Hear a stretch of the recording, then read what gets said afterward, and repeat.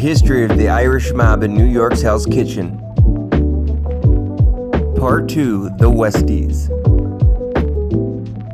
In the early 1970s, leveraging his growing notoriety and his father's loose connections to organized crime figures, Coonan secured employment as a bodyguard and debt collector for the prominent loan shark Charles Ruby Stein.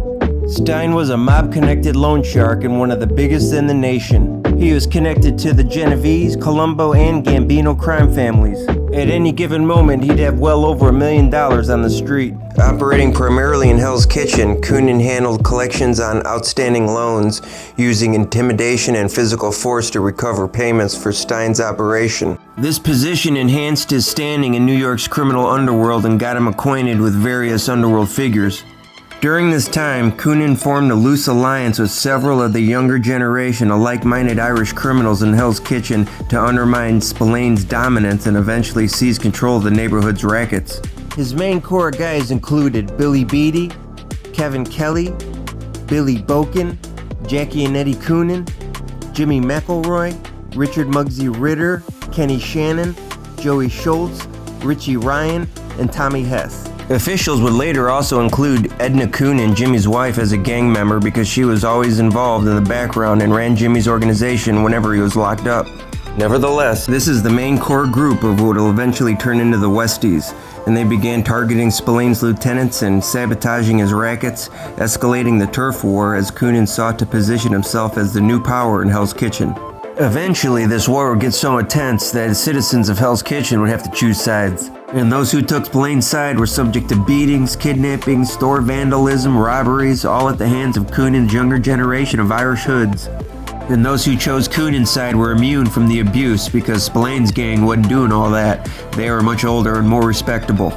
Coonan would soon enlist a 24-year-old Vietnam vet by the name of Francis Mickey Featherstone as his number 2 and right-hand man in his war against Spillane. Featherstone was a mischievous, baby-faced badass who battled mental illness stemming from trauma and abuse he experienced while in the service. His penchant for violence was legendary and seemed to permeate throughout his life, even in his younger years. When the U.S. entered the Vietnam War, Mickey figured this was his chance to completely indulge in his violent tendencies without repercussion. Despite being too young, he enlisted and served in the Vietnam War as a member of the Green Berets at the ripe age of just 17 years old after lying about his age. The experience would be a major disappointment for him because he wouldn't fight on the front lines alongside a lot of his peers. Instead, they stuck him in a stockroom to serve as a clerk. He eventually received a medical discharge in 1967 after just a year, claiming to have hallucinations. He would return to Hell's Kitchen a different man, and there he would link up with Jimmy Coonan. The two Hell's Kitchen natives would bond over a chance encounter in 1971. Mickey and his friends were having some drinks at the Leprechaun Bar in Hell's Kitchen when a man named Linwood Willis approached them, demanding drinks and acting aggressively. As tensions rose, he began berating Mickey and provoking the group. Mickey felt the need for an equalizer in the escalating confrontation. Driven by anger and the desire to protect himself, he left the bar to go find a gun. Mickey spots Jimmy Coonan having some drinks at a nearby bar and tells him he's in a pinch and asks him if he's carrying a piece. Without hesitation, asking no questions, Jimmy pulls out his pistol and hands it to him. Mickey was very grateful. Now, with the newfound confidence only a gun can provide, Mickey returns to confront Willis. Outside the bar, an altercation occurs when Willis confronts Mickey once again. As tensions boil over, Mickey decides he's gonna shut him up, and he pulls out his gun and smokes Willis, fatally shooting him. Realizing that Willis was unarmed, Mickey panics and flees the scene. Despite the crowd of eyewitnesses, Mickey would ultimately be found not guilty by reason of insanity due to psychological issues stemming from the war. Nevertheless, Mickey never forgot what Coonan did for him that night. The ramifications that shooting had on Mickey's reputation was enormous. Folks love a good underdog story, so when Mickey, the little guy, pulled out his gun and smoked Willis, the big bad bully, people ate that shit up. So while Mickey was away, he was the talk of the town. The story of the shooting made its rounds in Hell's Kitchen, making him something of an underworld legend. Mickey is now very well known as an unhinged, feared killer. His reputation skyrocketed overnight, and this made Coonan very much want him on his squad. And once he was released from a mental institution, he clicked up with Coonan and his crew, and the pair became close friends, and Mickey became his second in command. Another one of Coonan's main lieutenants was Kevin Kelly. Kelly joined the gang in the late 70s and worked his way up through the ranks, starting off as an enforcer and debt collector. He was often used by the older guys as muscle to collect on their loans. It didn't take him long to start building himself quite the reputation. One story that made its rounds early on was when Kelly and Jimmy McElroy caved a guy's head in by repeatedly pistol whipping him because he missed payments and was talking disparagingly against the Westies. And Kevin was known to get a little creative at times. There was the time Kelly and another one of the younger guys, Kenny Shannon, beat, stripped, and tied a man to a tree for missing payments. Kelly was eventually given his own loan sharking operation. By the 1980s, Kevin Kelly was involved in the Westies cocaine trafficking operation in the bars in the Upper East Side of Manhattan and was a popular figure in the crew and one of Coonan's closest associates. Jimmy McElroy, who is often described as Coonan's chief enforcer, managed a lot of the extortion and loan sharking for the Westies. McElroy was a maniac responsible for several gangland murders. He even once offered his services as a professional assassin to an undercover cop, telling him he actually enjoys killing people. McElroy was a master of intimidation. He was able to muscle his way into a no-show job with the Teamsters Union for him and a few of his cohorts. When they first inquired about the union position, they were told the rosters were completely filled up and they had no positions available. McElroy then told the union president that he would kill one member per week until a position opens up for him. He said he'll personally make sure some positions open up. Ultimately, McElroy's threat had the desired effect. And on January 1st, 1984, he became a member of the union, receiving his union card and making $1,700 per week for doing virtually zero work. There's a few older gangsters, such as Tommy Collins, that switched their allegiance from Spillane to Coonan. Another Hell's Kitchen heavyweight that switched teams was career criminal Eddie Comiskey. Comiskey was a high school dropout that used to play hockey and box at the Boys and Girls Club of America, and then he eventually started burglarizing commercial buildings in the Lower East Side and cargo from warehouses in the West Side of Manhattan. He did a stretch at Attica Prison for assault and robbery. While there, he was a witness to the Attica Prison riot in September of '71. He also spent a year on the FBI's most wanted list after being a stowaway on an ILA freighter to Rio de Janeiro, Brazil to avoid a murder charge. While serving time in upstate New York, Comiskey learned the trade of butchery, becoming a butcher with the Amalgamated Meat Cutters, allowing him to take advantage of a sentence to perfect a new and gruesome murder method. Following his release from prison, Comiskey served as an enforcer under Mickey Spillane. He was the prime suspect in a handful of unsolved murders and was involved in several kidnappings, including the kidnapping of Genevieve's family bookmaker Eli Zaccardi. Comiskey and Coonan's paths will intersect because of mutual friends of theirs. Dennis Rhinestone Cowboy Curley and Patrick Paddy Dugan were known to both Coonan and Comiskey and were lifelong best friends. On August 25, 1975, the pair were drinking at a local pub when Curley jokingly pulled a gun on Dugan. Apparently, Dugan got butthurt about it and took it as a personal insult and stormed out on his friend. Later that evening, Paddy Dugan came across Dennis Curley walking down the street in Hell's Kitchen and shot him twice in the head, killing him instantly. This murder between friends rocked the entire neighborhood, and Eddie Comiskey is among those unhappy about the killing. Curley was like a younger brother to Comiskey. They both started out as small-time Irish hoods in Hell's Kitchen. However, Comiskey was part of the Spillane crew and Dugan was part of the Coonan crew, and Spillane forbade violence against the Coonan gang unless they struck against his men first. Comiskey was a big, intimidating, violent man and an experienced criminal. Coonan, looking for a more feared and respected gangster like Comiskey on his squad, decided to use Dugan to lure him in. Coonan and Comiskey soon became known associates, and Comiskey would begin to mentor Jimmy and taught him the tricks of the trade. And Spillane was not a fan of this new friendship. However, he couldn't really do anything about it because he didn't want to risk severing ties with Comiskey, one of his heaviest hitters. And it wasn't long before the feared Comiskey preferred working for Coonan over Spillane as well. These two would soon be spending a lot of time together and bond with one another, although they're not going to bond over a baseball game or a shared taste in music. No, it would be over the brutal murder and dismemberment of their former buddy Paddy Dugan. Almost 3 months after the Curley murder, in November of '75, Coonan and Comiskey called Paddy Dugan in under the pretense of a hit against the Spillane crew, claiming they needed Dugan to be the wheelman in the murder. And once Dugan showed up, the pair proceeded with their real plan by brutally murdering and butchering Dugan. Comiskey, the so-called butcher of Hell's Kitchen, taught young Coonan the art of body dismemberment using Paddy Dugan as the textbook. Just to give you guys a glimpse of how depraved these guys are, Coonan's niece, Alberta Sachs, lived a couple buildings down from where Patty Dugan was murdered and dismembered.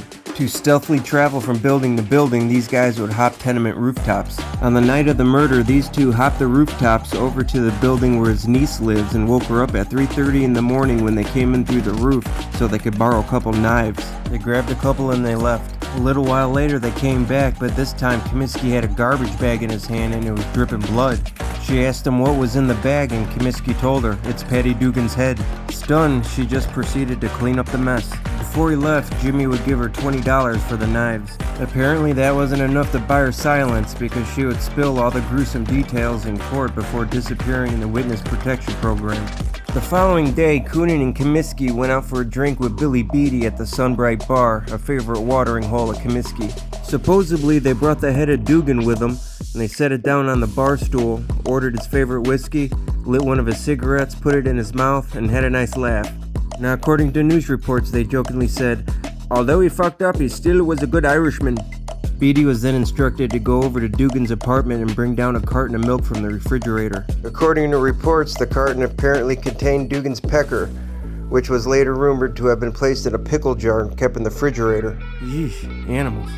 Comiskey would further himself from the Spillane-led faction of the Hell's Kitchen Irish mob and become more and more a member and follower of the young Jimmy Coonan. Then it was finally time to begin building the massive Jacob Javits Center. For the Mafia, a project like that was a gold mine.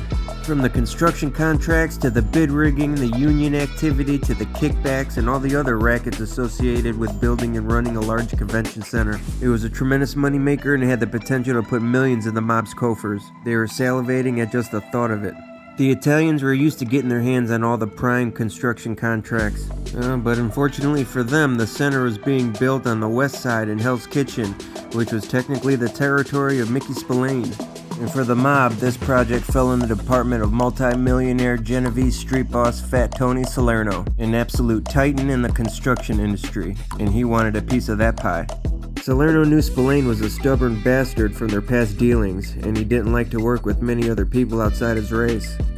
Well, Spillane is older now, maybe he wisened up and is willing to play nice with others.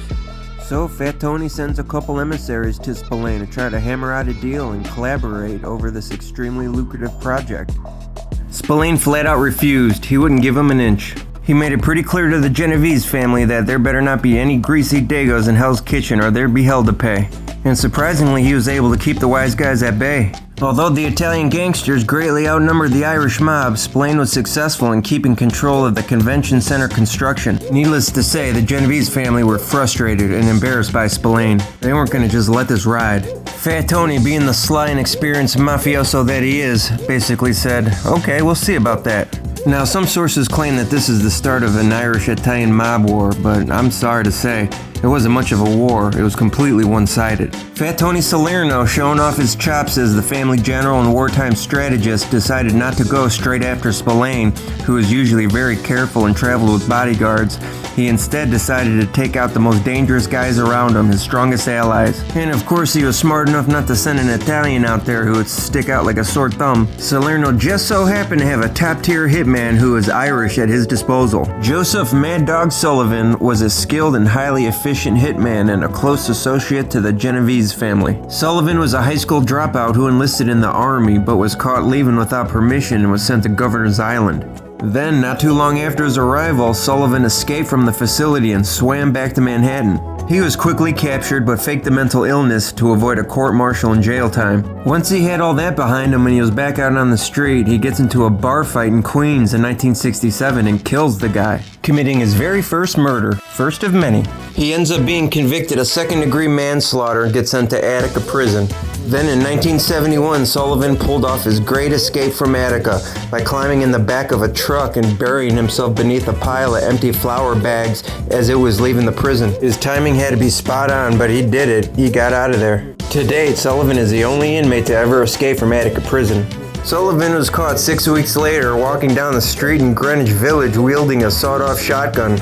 He was on his way to what police believe was to commit another contract killing.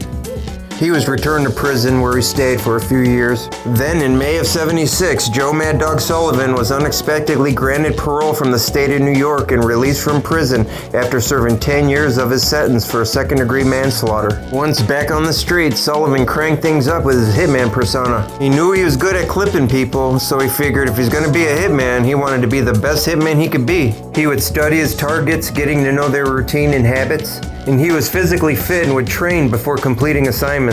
And he would dress in all different kind of disguises to avoid detection. A consummate professional, Sullivan took pride in his work and was expected to complete hits in a certain manner that wouldn't be traced back to anybody.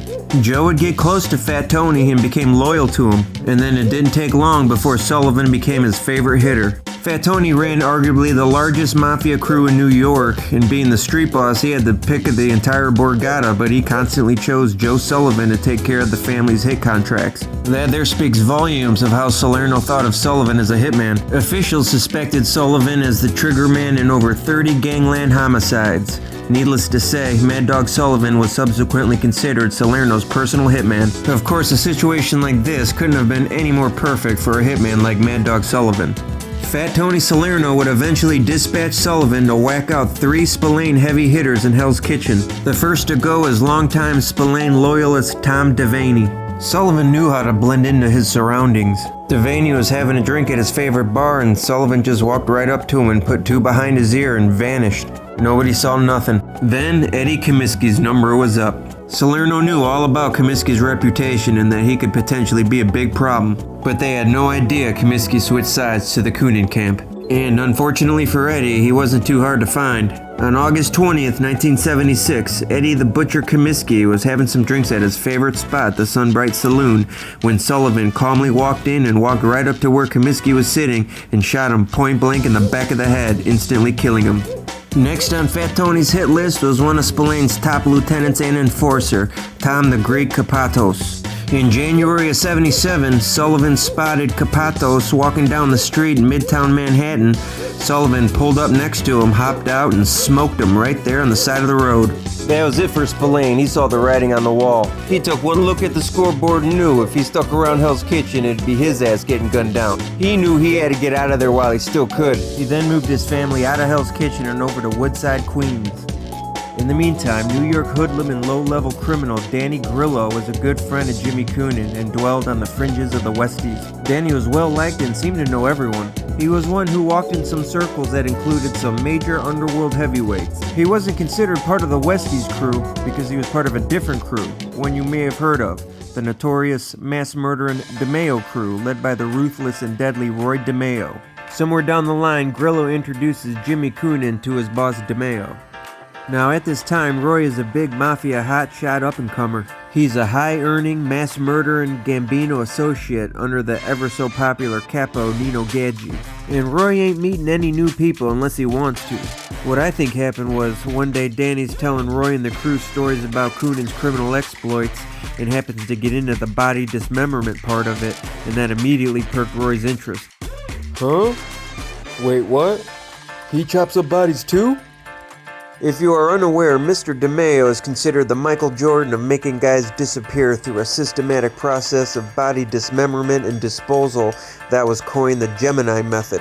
He had this murder routine down pat and got away with what officials estimate was over 200 gangland killings. He wasn't the first to do it, he just did it the best. So when Roy hears Coonan's chopping up bodies too, he feels an immediate kinship with him and has a level of respect for him right out of the gate. At some point, he has Grillo introduce him to Coonan and the pair hit it off. Coonan had an almost infatuation with the Italian mafia. He definitely looked up to them as the ultimate criminal organization, and some believe he secretly wanted to be one of them. Anyway, at this point in time, Roy's itching to get his button. He feels he's more than deserving. He's turned over hundreds of thousands of dollars to then-boss Paul Castellano, and has clipped several guys for the family already. Even Nino was pulling for him, getting into Paul's ear on Roy's behalf. But the answer was always no, simply because Roy wasn't your stereotypical Sicilian New York mafioso. He didn't look or act the part. Even though Roy was loyal as a dog, one of the family's top earners and one of the family's top enforcers and hitman simultaneously, Paul was big on appearances and he didn't want to make Roy. Well, one thing about Roy is he's the ultimate strategist. The guy was brilliant and a master manipulator of men. With the way the dynamic of his relationship with Coonan was going, he felt he could possibly get Coonan and his Irish mob under the Gambino banner and kicking up to Paul. Of course, for that to work, Coonan would have to be the main guy in Hell's Kitchen, the undisputed boss of the West Side Irish hoodlums. That means he needs Spillane out of the way. That's a lot of moving pieces, but if he could pull that off, surely Paul would have no choice but to give Roy his button. First things first, Mickey Spillane has to go. So Roy's trying to rack his brain on how to go about whacking Spillane. Then it occurred to him, Danny Grillo knows every damn buddy. Surely he knows Spillane. And after asking Danny, sure enough, he does indeed know Spillane and was on good terms with him. So on May 13, 1977, Roy picks up Danny in his Cadillac and they go take a drive to Woodside, Queens and pull in front of Spillane's apartment on 59th Street. Grillo jumps out of the car and then buzzes to Mickey's apartment. Mickey answers and Danny said whatever he said to him, and Mickey tells his wife that he needs to run outside and talk to some people real quick and he'll be right back. Spillane then walked outside and approached Roy's car.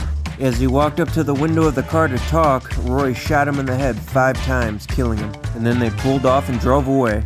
And again, nobody saw nothing, and the murder went unsolved. Excited about what he did, Roy called Jimmy and told him that he got him an early birthday present. Jimmy couldn't believe his ears, and I'm sure the news was a bit bittersweet for Coonan. He's happy Spillane was gone, but a little disappointed that he wasn't the one to get rid of him. If he did have that thought, I'm sure it was fleeting once he realized that this makes him the boss of the West Side Irish mob. He is now the man in Hell's Kitchen. There's a new regime and it's a stark contrast from the last one. There wasn't anything that was off the table for these guys. If they could make a buck, they would do it. But if there was one thing that these guys could be remembered by, it's the violence and brutality they brought to the table. Coonan's first big move as a boss is probably his biggest ever. At this point in time, Jimmy's making decent money and doesn't need to work for Ruby Stein. But over time, he's racked up quite a bit of debt, and so did several other Westie members, including their buddy Danny Grillo. Coonan alone owes him north of 50 grand. Jimmy wants to make a splash now that he's in charge. He knows that if he clips Stein, that would erase his debt, and if he could get his hands on his black book, he could take over that extremely lucrative loan sharking business of his. So he decides to whack his former boss and the nation's biggest loan shark, Ruby Stein. Jimmy lures Stein over to his bar, the 596 Club. Jimmy made sure the place was cleared out.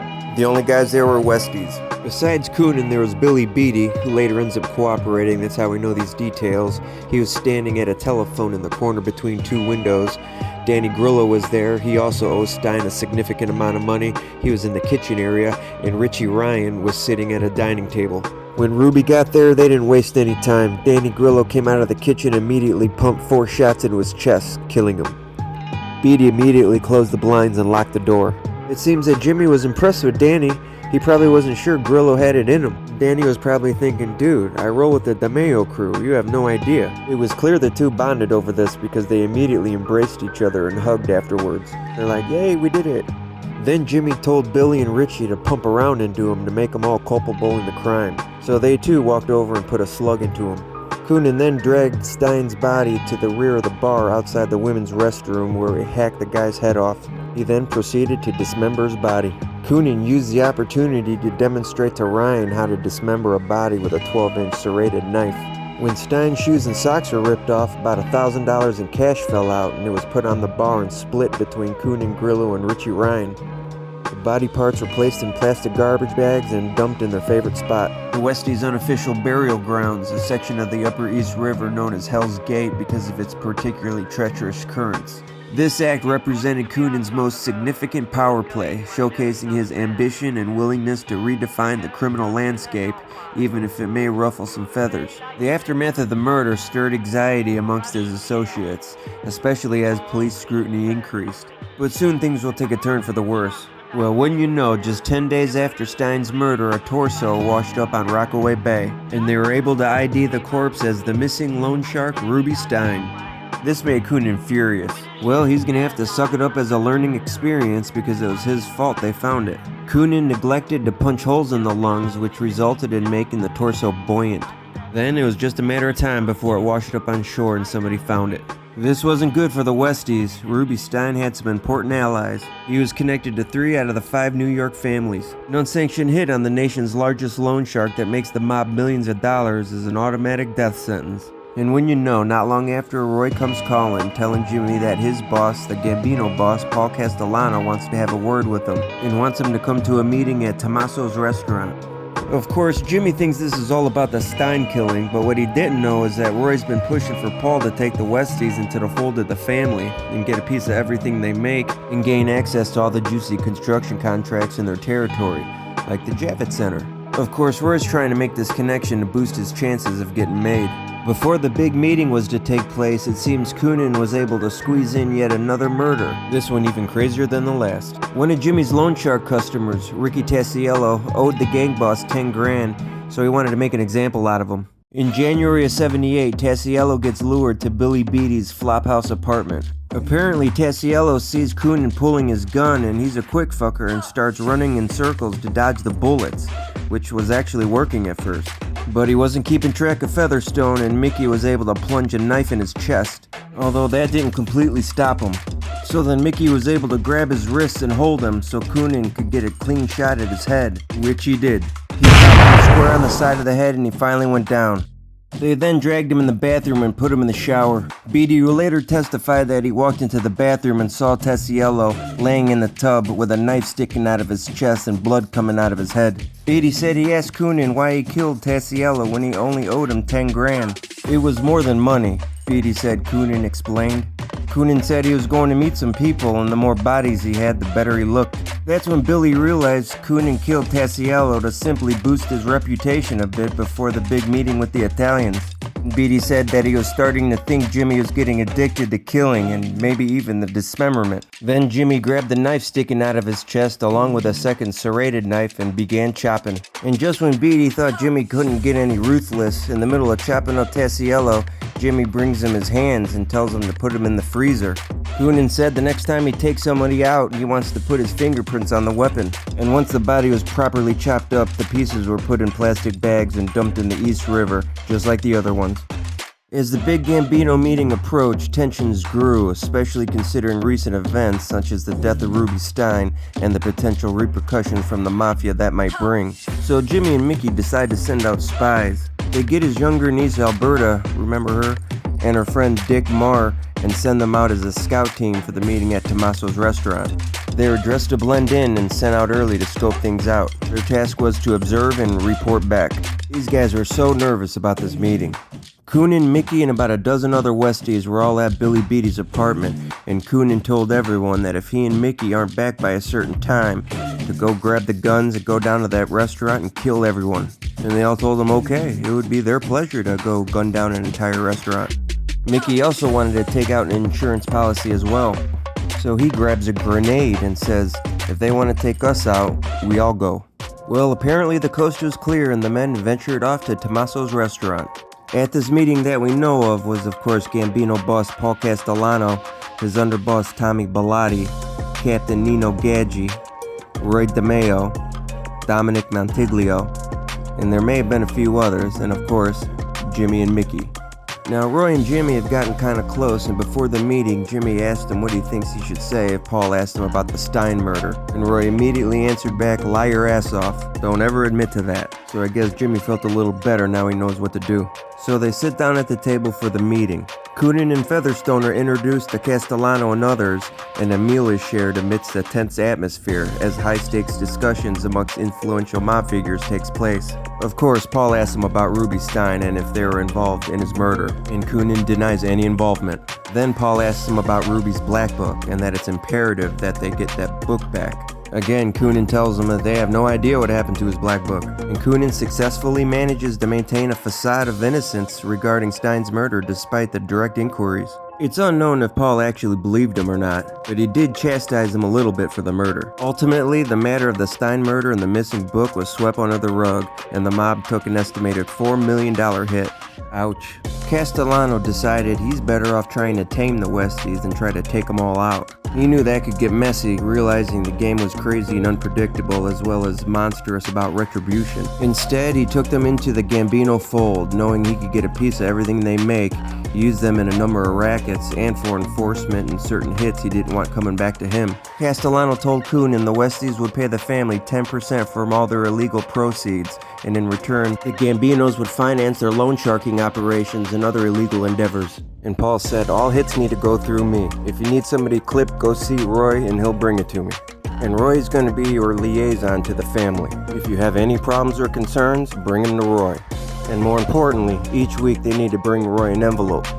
The Westies were now officially on record with the Italian mafia and were allowed to use the Gambino name and reputation as leverage. And West Side construction and racket profits would now be shared, including those coming from the Jacob Javits Convention Center. And the Westies would be on call if Paul ever needed them to do anything for him. At the meeting, Castellano asserts his control, demanding respect and alliance from Coonan and his crew, which excited Coonan, but also set the stage for future conflict as Coonan's crew grapples with their loyalty to him versus their growing concerns about their ties to the Italians. After the meeting ends and everybody's packing up to leave, it finally dawns on Coonan what time it was. The specified time they discussed earlier came and went, and not another Westie in sight. And Jimmy's got mixed emotions about all that. He's very glad they didn't show up and gun everyone down, but he's a little disappointed that they didn't do what they were supposed to. Well, once they got back to the apartment, they understood why they didn't show up. They all got wasted. Every one of them was hammered drunk and spun out on cocaine. It was frustrating, but Jimmy just let it slide. He was so happy and excited about the outcome of the meeting with Castellano, he wasn't trying to dwell on anything else. Then it finally happened. All the money and the killing and the scheming finally paid off. It's official. Paul finally agreed to make Roy.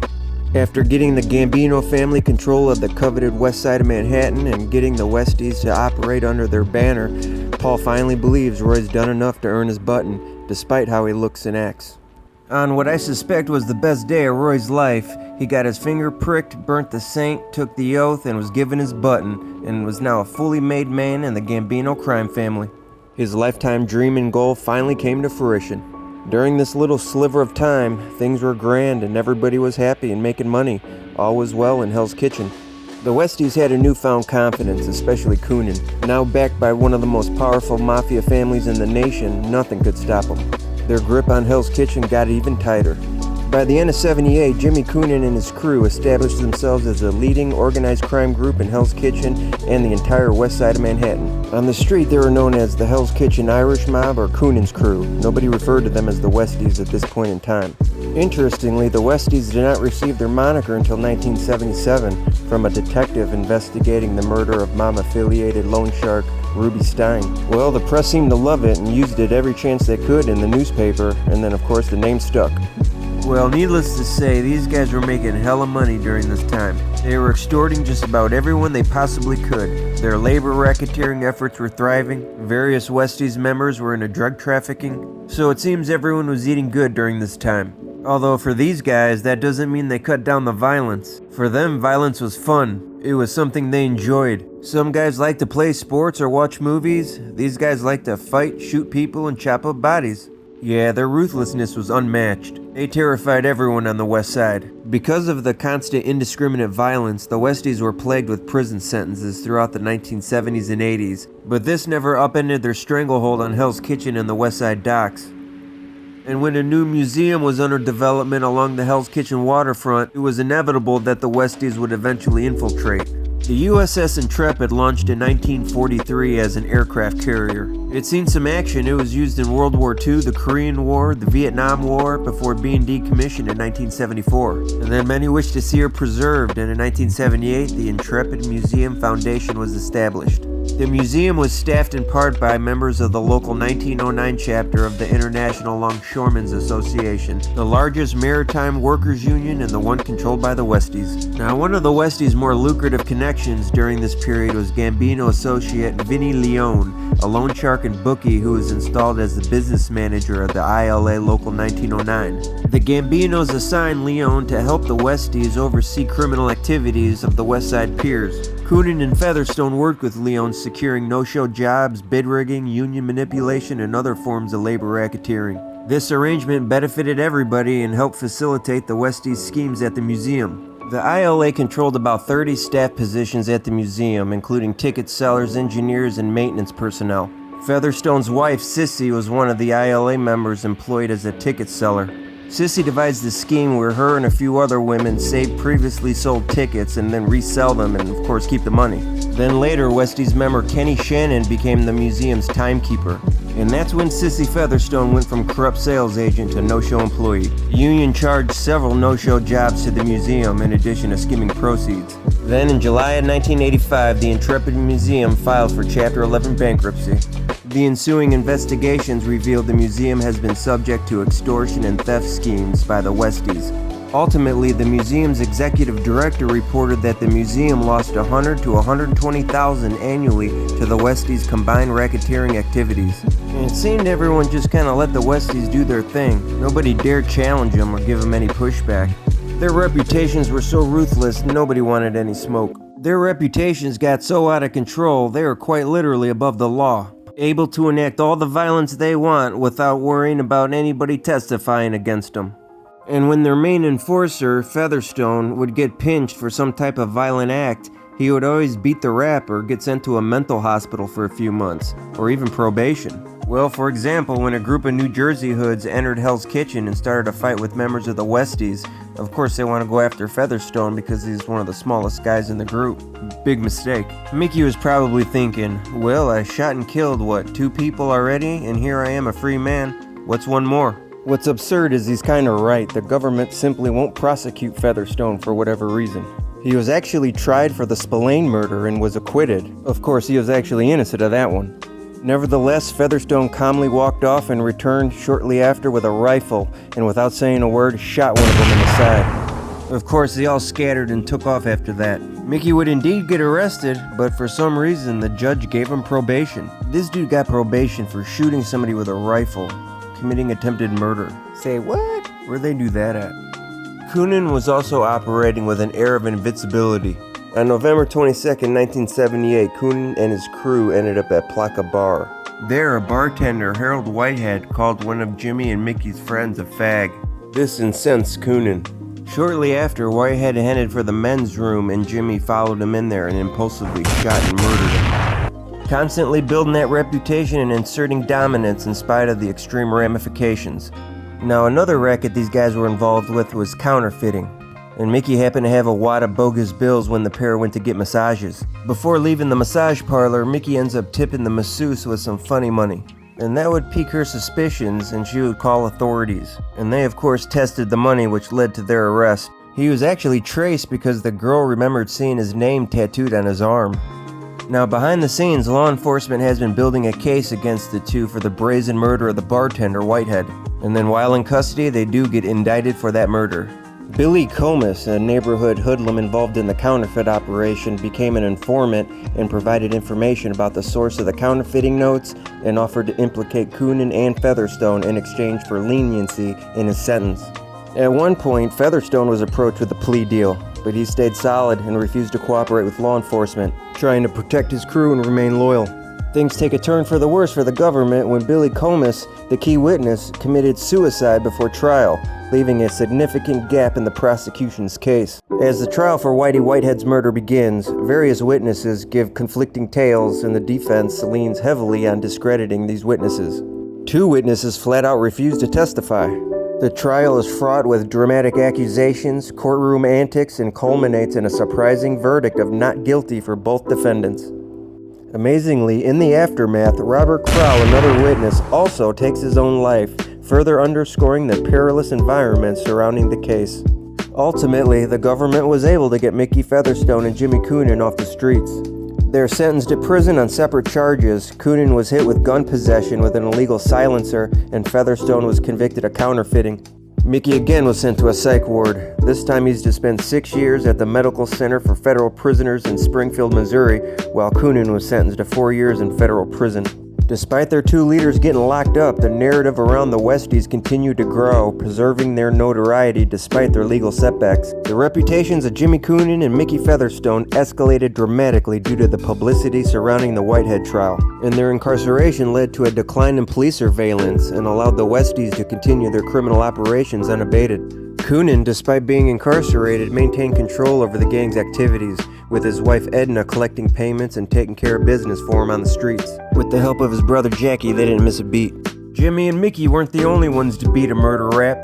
Their top enforcer, Jimmy Mack, beat one as well. October 3rd, 1978, a hot-tempered McElroy's having some drinks in a bar when he gets into a heated argument with somebody he knew from the neighborhood, Billy Walker. Well, McElroy ended the argument by pulling out his pistol and blasting Walker several times in the face and head, killing him. Then he went and dumped the body at the 79th Street boat basin. Jimmy McElroy would subsequently get pinched for that murder. But McElroy and the Westies' terrifying reputation prevented any witnesses from stepping up, and McElroy was acquitted of murder the following year, 1980. Apparently, Mickey was a model prisoner during this time and would eventually get an early release and heads back to Hell's Kitchen and was looked at as the leader, with Jimmy still being locked up. Then in November of '83, the Westies discovered that Leon was ripping them off. They found out he's been skimming money that he was collecting on the piers along the west side, which the gang controlled. Then after doing a little digging, they believed Leon manipulated the reporting of sports bets and deprived the Westies and Gambinos of their share of the proceeds. After taking their concerns to Roy, they got the green light from Paul to handle the Leon situation how they see fit, which for these guys always means bloody murder. In addition to Leon, Coonan also ordered the murder of a Westie who had to fight him and instructed that another Westie be put out of business. Coonan had his wife Edna approach Mickey Featherstone and offered him complete control of the piers if he would undertake the assignments. But to their dismay, Featherstone refused. Several days later, however, Featherstone mentioned Coonan's request to Kelly and McElroy. And Kelly expressed interest, and accompanied by McElroy, they visited Coonan in prison. During their prison meeting, Coonan confirmed that he wanted Leon killed and promised Kelly and McElroy control of the piers if they engineered the murder and convinced Featherstone to assist in overseeing waterfront criminal activity. They, of course, were happy to oblige. On February 11, 1984, Leon was driving in his car with Kelly and McElroy in New Jersey when one of them asked Leon to pull over. As soon as the car stopped, Kelly pulled out his gun and shot Leon 6 times in the head. After the shooting, Kelly and McElroy fled the scene, and fellow Westie Billy Boken picked them both up at a pre-arranged location and drove them to McElroy's girlfriend's apartment, where they cleaned up and changed clothes. Meanwhile, New York politicians began efforts to transform the poverty-stricken working-class Irish neighborhood into a respectable yuppie-filled high-income area. As Hell's Kitchen underwent gentrification in the early 80s, it remained marked by violence with several unsolved murders connected to the Westies. And the Westies were not impervious to in-house fighting. Most notably was the brutal murder of bartender Tommy Hess by the whacked-out Richie Ryan. Ryan was going heavy with the drugs during this time, and apparently that contributed to his actions that day. The murder illustrated the escalating tensions with the gang and its collision with the changing neighborhood dynamics. And then Coonan was paroled in September of '84 and returns to power. After being gone a few years, he was happy to get back to work and hit the ground running. He cranked up the loan sharking operation and the widespread extortion. But I'm sure he was itching to get back to the murdering. Well, he was able to scratch that itch when a young man who thought it was a good idea to borrow money from the Westies couldn't pay him back. I honestly think some of these guys are hoping customers default on their loans so they can have some fun. And by fun, I mean they get to viciously beat, torture, and or kill somebody. It's quite possible some of these guys enjoy their enforcement duties more than making money. Ricky Paciello borrowed some money and made a number of payments, but then the time came where he couldn't come up with any more money. Ricky would promise to have some money and make arrangements to meet up, and then that would come and go, and Paciello was nowhere to be found. Then one day, Ricky Paciello disappeared off the face of the earth. He was gone, vanished. Later, it would come out that he was lured to Billy Beatty's apartment where Coonan was waiting, and the young lad was then shot and killed. And then, just like the others, his corpse was dismembered and tossed in the East River. As the 80s rolled along, tensions were rising within the Westies. More and more, Jimmy was acting and dressing like he's a wise guy to the chagrin of his men. The Westies are an Irish gang, and Hell's Kitchen is a proud Irish enclave. Needless to say, their Irish heritage is a point of pride for the Westies members. So a lot of these guys were not happy with their fearless leader. They think he's changed. A lot of guys felt that Jimmy didn't have the pulse of Hell's Kitchen anymore. Well, he moved to New Jersey, and he always seems to be talking about the Italian mafia and chumming around with Roy. Jimmy, who used to be a poster boy for the blue-collar working-class Irishman, is now being seen around town in suits and slick-back hair. A lot of his guys didn't like that and thought of him as a race traitor. Coonan's infatuation with the Italian mafia was causing a conflict with some of his men. His Gambino alliance provides temporary relief through financial gains, yet it also breeds distrust amongst his crew. And Jimmy was pretty bummed out that Roy wasn't around when he got out of prison. Roy himself got whacked on orders from his own boss, Castellano. His body was found in the trunk of his car with a chandelier on top of him. Paul then assigned a Brooklyn guy to be his intermediary. Coonan's new Gambino family liaison became Danny Marino, a capo from Brooklyn. Now during this time there was some bad blood brewing between Jimmy and Mickey. Jimmy was a bit insulted when Mickey rejected his offer to take control of the docks in exchange for whacking Leone, and Mickey's been distancing himself from him and the rest of the gang. Featherstone can't seem to get over his distaste for Coonan's Italian mob connections. It's apparent that's been rubbing Mickey the wrong way for a while now, and Jimmy can sense it. Mickey's also upset that Jimmy didn't follow through on his promise to take care of him and his wife while he was locked up. Things have definitely changed between the two Westie leaders. Jimmy seems oblivious to how people perceive him and doesn't really know why Mickey's mad. It does seem at one point Mickey tries to extend the olive branch to Jimmy. Mickey was fed up with the life and wanted to go straight. He got a legit job and wanted to take his wife and move out of Hell's Kitchen. He approached Jimmy and asked to borrow 40 grand so he could purchase a house in New Jersey for him and his wife. But for whatever reason, Jimmy shot him down. And that was the last straw for Mickey. It seems he was done with Coonan after that. Mickey then started putting together his own gang of Hell's Kitchen toughs. Both Billy Beatty and Jimmy McElroy joined Mickey in his little breakaway faction. Jimmy takes notice to what Mickey's doing, but he don't know if he's gonna go after him or what his agenda is. Well, he better tighten up because Mickey's now gunning for him. Now there seems to be a full-on mutiny within the Westies. Jimmy gets wise to the situation and now these two are looking to take out each other. Both these seasoned gangsters are crafty guys, and killing one another won't be an easy task. He knows Mickey is a dangerous fella, and it's become clear to Coonan that Mickey poses the biggest threat to him right now. Coonan wants Featherstone off the board, but he can't seem to get at him. So Jimmy does something completely outside the box. This is the first and only time I've even heard of an organized crime figure even attempting something like this. And just attempting it is wild, and Jimmy actually pulled it off. I'm talking about getting rid of him by framing him for murder by having one of his guys whack somebody in a disguise to look like Mickey. Even though what seemed like a Hail Mary worked, it was a temporary victory because it would ultimately destroy the Westies. And the series of events that led up to all this started about 8 years ago. The seeds of the Westies' demise were planted on March 25th, 1977. John Boken, a friend of several Westies and Billy Boken's brother, was arguing with Michael Holly, a Hell's Kitchen resident, outside a bar. John Boken suddenly drew a gun and shot Holly in the chest. An off-duty police officer happened to witness the shooting and attempted to intercede, and Boken responded by firing several shots at the officer. The officer then returned fire, fatally wounding Boken, and Holly happened to survive the incident. From that day forward, Holly was public enemy number one, and the Westies held him personally responsible for the death of John Boken. On various occasions afterward, the Westies plotted to avenge John Boken's death, but for one reason or another, those plans were always aborted. Then fast forward to 1985, Coonan gets the bright idea to kill two birds with one stone. He felt this is a good time to finally get Holly, and why not use that hit to frame Featherstone and get rid of both of them off the street at the same time. Then Coonan got with a few other Westies members and plotted to kill Holly. He planned the killing with Kevin Kelly, Kenny Shannon, and John's brother Billy Boken. And they're letting Billy be the trigger man so he can avenge his brother. These guys went out and bought a wig and various things so he would resemble Mickey. They even went out and rented the exact same car Mickey drove. On April 25th, 1985, midday, Michael Holly walked toward Clark's bar for lunch when all of a sudden Billy Boken, wearing a disguise that looked like Featherstone, popped out of a crowd and approached Holly on a crowded street and blasted him 5 times, dropping him right there in front of multiple onlookers. Boken then escaped in the getaway car driven by Shannon. The brazen shooting death of Holly had the entire neighborhood on edge. The following day, Featherstone heard about the shooting but was surprised and confused when he was arrested and charged with the murder of Michael Holly. Featherstone was linked to the crime by 2 eyewitnesses and a variety of circumstantial evidence. While Mickey was locked up and getting ready to fight his case, the Gambino family was going through some inner turmoil, which would change the landscape of the family forever.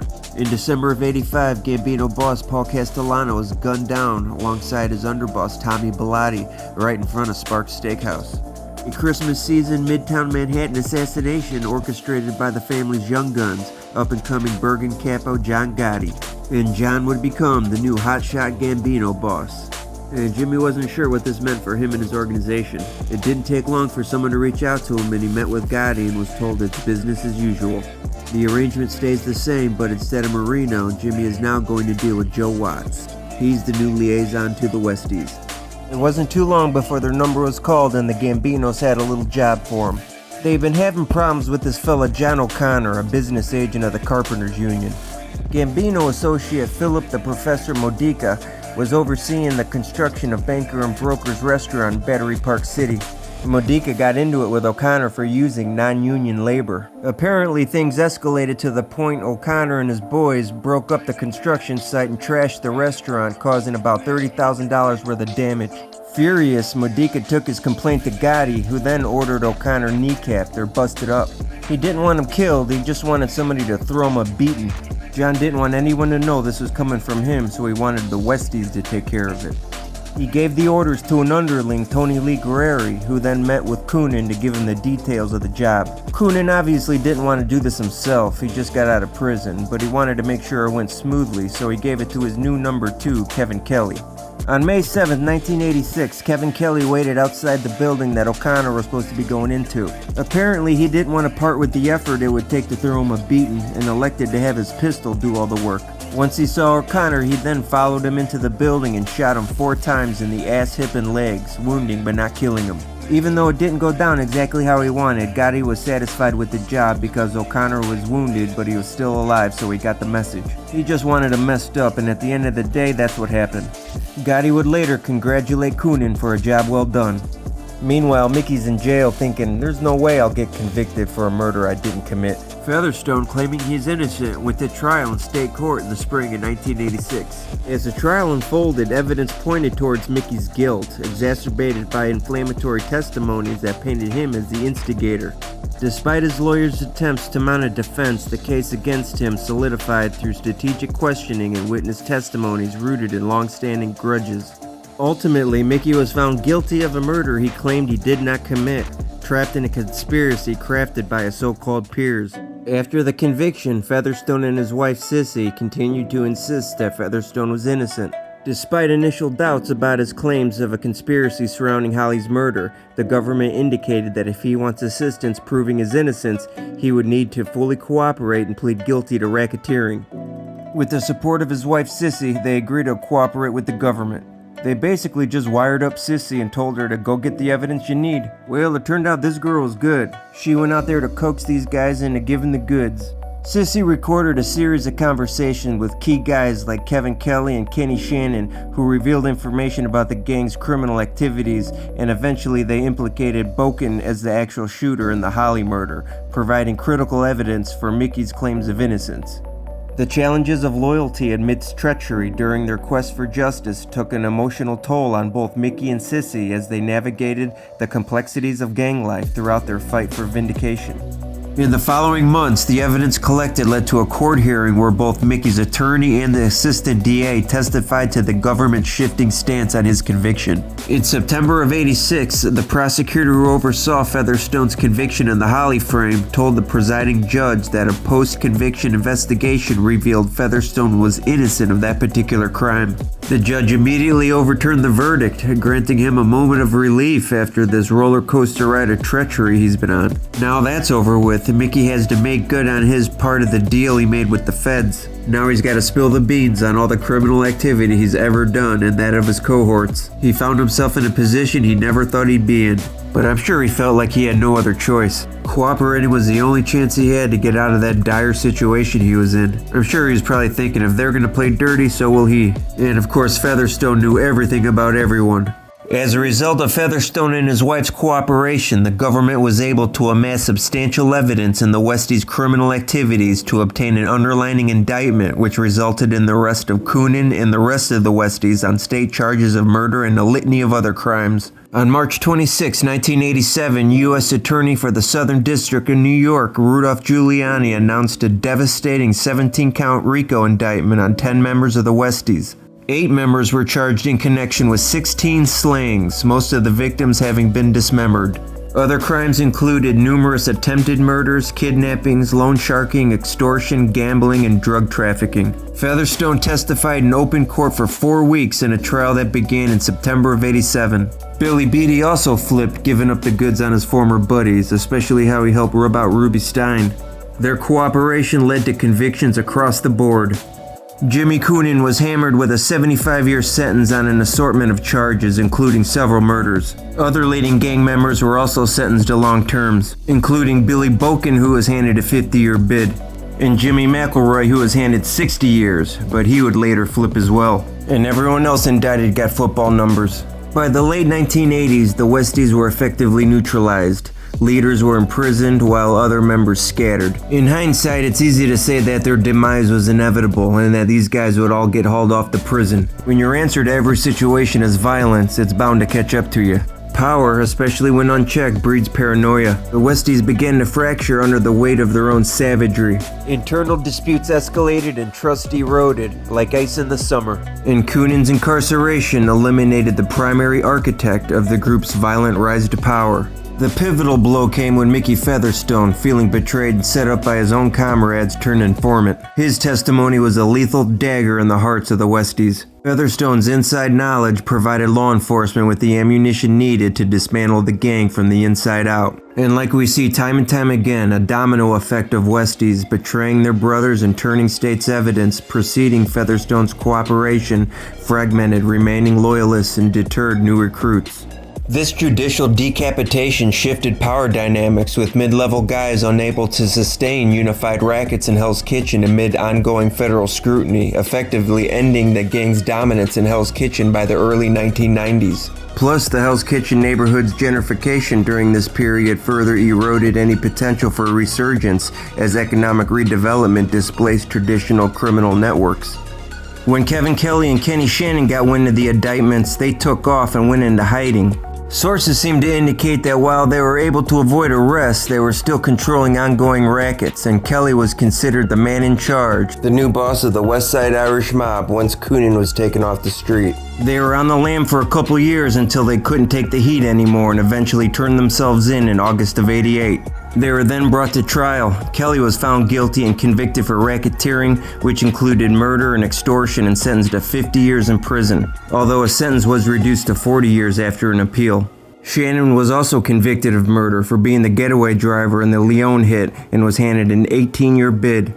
Once those two were locked up, Rudy Giuliani claimed that they were the last of the ruling body of the Westies.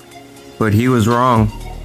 Bosko Radonjic, an American Serbian nationalist, started his Westies affiliation as a low-level associate of Jimmy Coonan in the early '80s.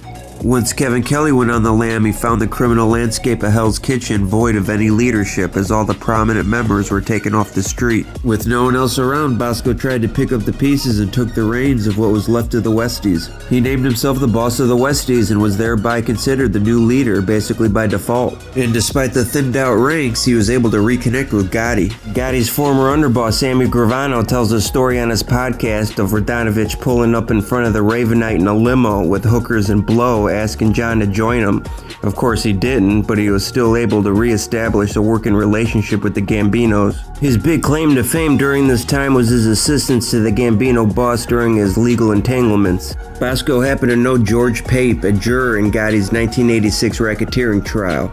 With Sammy the Bull acting as an intermediary, Radonjic was instrumental in fixing the case to secure an acquittal for the Don. Around 1992, once he got word Gravano flipped, Radonjic fled the country to avoid jury tampering charges. He was eventually arrested by U.S. Custom officials during a stopover in Miami, Florida in 1999. However, Gravano decided to traffic ecstasy while in witness protection and got busted, which was fantastic news to Bosko. Sammy Gravano was subsequently deemed unreliable, and since he was their whole case, Bosko was released. Once released, Radonjic fled the U.S. and returned to his native Serbia, where he operated a casino and a nightclub until he died in 2011 from poor health. And with that, the story of the Westies has come to an end. Their epic rise and fall served as the final act in the epic saga of the Irish gangster in New York. The climax of a century-long drama and a grand finale of a true underdog story of the self-made Irish gangster who decided not to be a victim of their circumstance and chose to rise above the poverty-stricken environment from which they dwelled. The Westies became synonymous with the last generation of Irish gangsters and the birthplace of the Irish mob, Hell's Kitchen. The Westies ruled Hell's Kitchen through fear. Extortion, loan sharking, drug trafficking, and murder were their currencies. Residents of Hell's Kitchen lived under the shadow of the Westies' terror. They were infamous for their brutal tactics, dismembering victims not only to elude detection, but to also send a clear message: betrayal or defiance will be met with savage, merciless retribution. The gang operated with near impunity, their reign seemingly unchallenged by law enforcement, either too corrupt or too afraid to intervene. They weren't an organization with a well-defined hierarchy or a herd of soldiers with an extensive chain of command. They were simply a motley crew of poor, ragtag, Irish tough guys, although federal prosecutors called them a standing army of violent thugs, sustained by their leaders' psychopathic traits. According to crime author T.J. English, there were never more than 12 to 20 members, depending on who was in or out of jail at any given time. But as they always say, quality over quantity. According to the FBI, the Westies were responsible for 60 to 100 murders between 1968 through 1986. That's a lot of damage for a dozen or so guys. Their story is a grim chapter in the narrative of New York City, a cautionary tale of how poverty and alienation can fester into something monstrous. The Westies were both a product of their environment and architects of their own demise. They were men who clawed their way out of obscurity using only the tools they believed they had: violence and intimidation. In their minds, they weren't just criminals, they were survivors in a world that left them behind. The Westies serve as a stark reminder of what happens when ambition overrides morality. Their rise and fall underscore the cynical nature of violence and the inevitable collapse that follows a foundation built on fear. In examining their history, we're forced to confront uncomfortable truths about society, opportunity, and the lengths to which individuals will go to claim power. The Westies weren't heroes, but they weren't mythical monsters either. They were human beings shaped by their circumstances and choices. The story of the Westies is more than a crime saga. It's a piece of Irish-American history, a dark echo of the struggles faced by immigrants seeking identity and purpose in a land that often viewed them with suspicion. Their tale resonates because it's raw, unpolished, and unflinchingly human. Walk through Hell's Kitchen now and you'll be hard-pressed to find traces of its violent past. Trendy restaurants and luxury condos line the streets where the Westies once held sway. But scratch the surface and the stories remain. Their legacy permeates through the fabric of the neighborhood. Hell's Kitchen's transformation doesn't erase its history. Instead, it adds layers to the complex tapestry of New York City, a place where dreams and nightmares coexist, where the skyline casts long shadows over both the virtuous and the villainous. Because New York City has played host to gangsters of all shapes, sizes, and colors, with Italians getting most of the spotlight. Because Cosa Nostra is so prominent in the Big Apple, Irish gangsters are often overlooked as they try to find their footing in an underworld that has looked down on them, just as most of society has. Once they did carve themselves out their little piece of the pie, i.e. the docks, they guarded it with tremendous intensity and vigor. Because the Irish are a passionate people, so it may come as no surprise that as impressive as their rise to power was, their fall was even more epic.